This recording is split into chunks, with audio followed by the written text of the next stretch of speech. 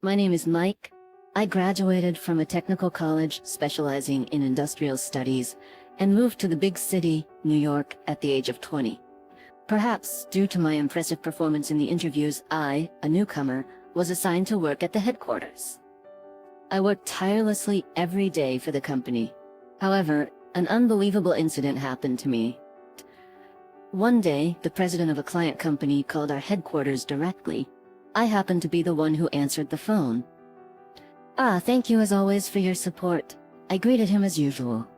He was a kind-hearted and friendly person, and we sometimes chatted about various things. So I thought I might hear some interesting story again, but his response was, "Hey, what's going on with this?" I was completely taken aback. Seeing me panic, my boss took over the phone. "Hello, is there any trouble?" he asked while bowing his head repeatedly. The client's yelling was audible through the receiver, so I learned what the issue was. We had made a ridiculous mistake with an order that was due 2 or 3 days ago, miscounting the quantity by 3 digits. After hanging up, my boss informed everyone about the situation, and all employees turned pale. If we lose this client, our company might face bankruptcy. I wondered what would happen, watching the boss who took over the call. Yes, the one who made the ordering mistake was my boss. I was in charge initially, but he took over it. Suddenly, my boss pointed at me and said, the mistake was his fault. I was stunned. I never imagined I would be blamed so easily for a mistake I hadn't made. No, that's not true. The one who made the mistake is... I tried to argue back, but my boss immediately shouted, "Shut up! Don't make excuses," and didn't give me a chance to defend myself. Eventually, comparing the experienced boss and me, a young employee, everyone believed his words. I had to apologize to everyone, pressing my forehead to the dirty floor. Fortunately, the client didn't end our contract, but I was demoted from the headquarters as a form of taking responsibility for the mistake.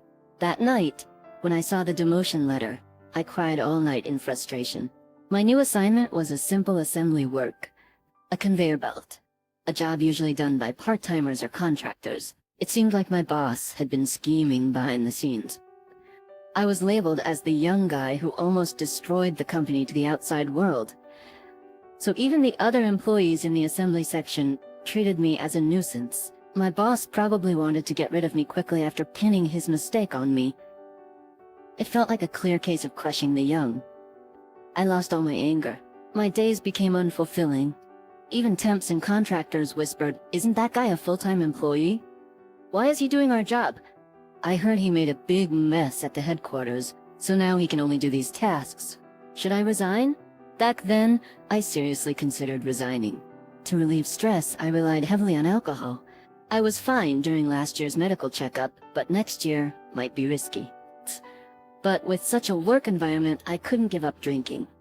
Recently, unpaid overtime has become the norm. I felt my zest for life gradually diminishing. So it became my routine to buy alcohol at the supermarket near my office. One day after finishing my overtime work, I drove my old car to the supermarket, as usual. Finishing my groceries, as I was about to leave the supermarket, it suddenly started to rain. I remember hearing about a hurricane approaching on the news, but it seemed to arrive earlier than expected. This is serious, I better head home quickly. Thinking of it, I just then noticed a woman looking troubled and gazing up at the sky. "Hey, isn't that Miss Smith?" I couldn't help but call out.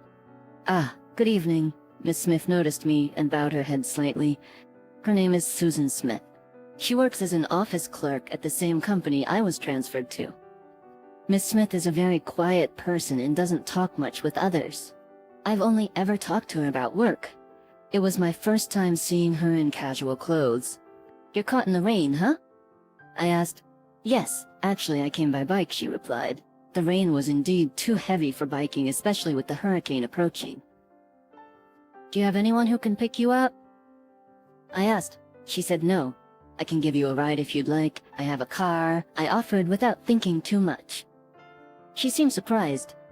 Regretting it, I thought it might be presumptuous for her to get into a man's car, but she smiled and said, "Thank you. I'd appreciate that." In the car, I asked for her address and was surprised to hear that it sounded familiar. It turns out she lived in the house next to my apartment. Miss Smith, who is usually stoic, looked surprised too. What a coincidence. We chatted for a while, but then silence took over. She stared blankly out the window, and I sneakily glanced at her. At first glance, she seemed plain, but with her round face and clear skin, I thought she'd be pretty cute if she wore makeup. I was a bit nervous. The conversation dwindled, and we arrived at her house amidst an awkward silence. When saying goodbye, Miss Smith smiled and thanked me, but I realized I had forgotten something important. You know, without your bike, it'll be tough for you to get to work tomorrow, right? I can drive you, I offered, feeling quite proactive. Miss Smith seemed hesitant, thinking it might be too much to ask, but I reassured her it was no problem. She smiled again and accepted my offer. The next day, I, who usually wake up just in time, got up early and even styled my hair. What am I all excited about? I thought, but I still left a bit earlier than the agreed time. The sky was clear and bright. The hurricane had passed during the night. When I headed to the parking lot, Miss Smith was already there waiting. Good morning. Thanks again for today. Dutifully arriving even earlier than me, she said with a bit of a grin. On our way, I suggested that after work, I drive her to the supermarket to pick up her bike that she left there the previous day. Miss Smith thanked me again, feeling sorry for the hassle. I thought to myself, well, this might be our last drive together, feeling a bit sad about it. Luckily, there was no overtime work that day, so we were able to meet up on time. We readily headed to the supermarket to see a shocking scene. My bike, Miss Smith murmured sadly.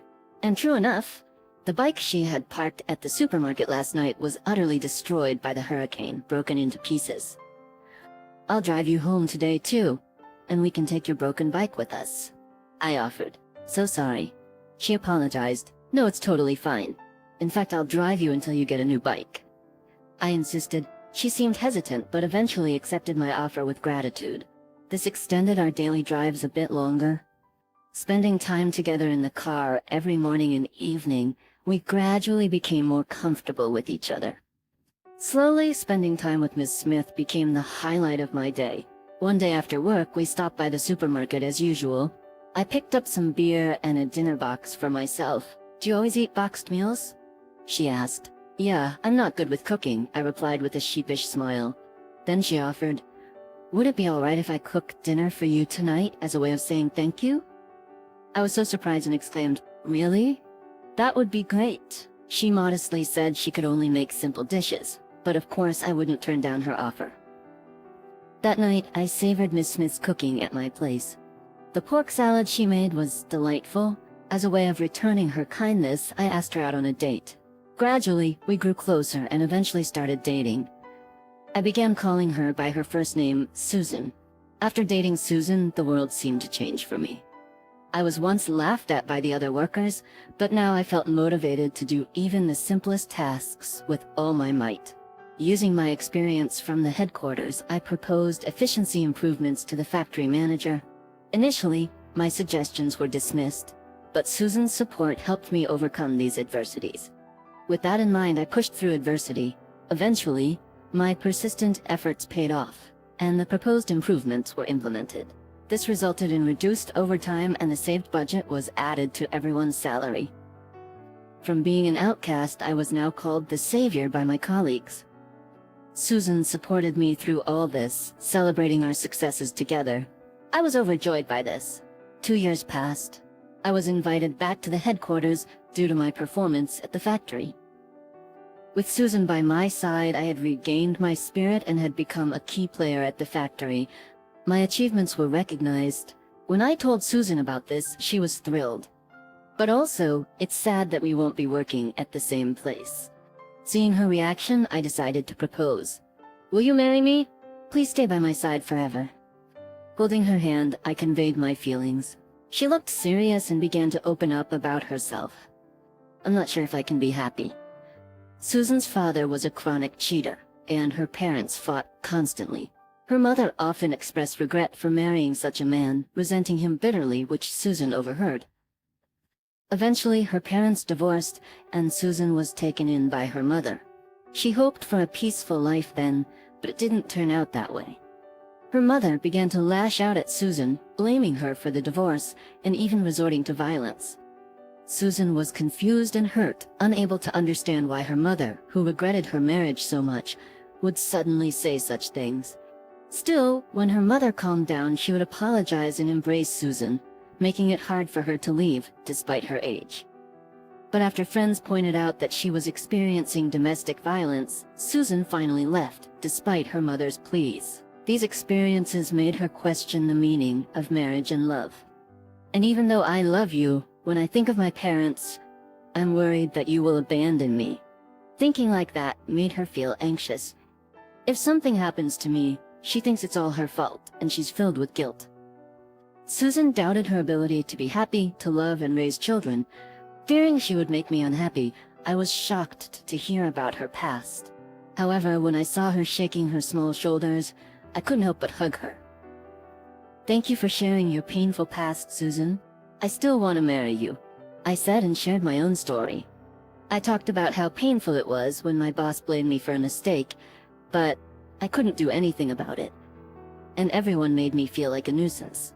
Hearing it, Susan was surprised. That's obvious. As I had never spoken of it before, it was a tough time. Back then I was seriously considering resignation. But at that time I started a relationship with her, which allowed me to come to terms with the situation and start looking forward. I told her that because I was able to meet her, I was able to restart again. "I won't cheat, Susan. Let's be happy together," I reassured her, and she cried in my arms. 3 years later, we welcomed a new family member. Susan's personality brightened. No, in fact, he became more spunky than before and said, "Hey Mike, I told you to go cook the rice, right?" And she started making a scary face. I said, yes, I'm sorry. I am being used every day in my own way." Damn it, I never knew she was such a scary wife. I wanted to complain, but she said with a smile, "Yes, you. Today's lunch. And for dinner, I'll have pork salad." When she says that, I realize how glad we were to get married. As for my former boss who blamed me for his mistake, he was fired before I returned to the headquarters. Apparently, the year after I was demoted, he made another big mistake and tried to make up for it, but this time he failed, which was a fitting end for a coward. But for me, with my happy family, it's all irrelevant. My life is filled with work, my wife, our child, also beer and her cooking. There's no room for anyone else,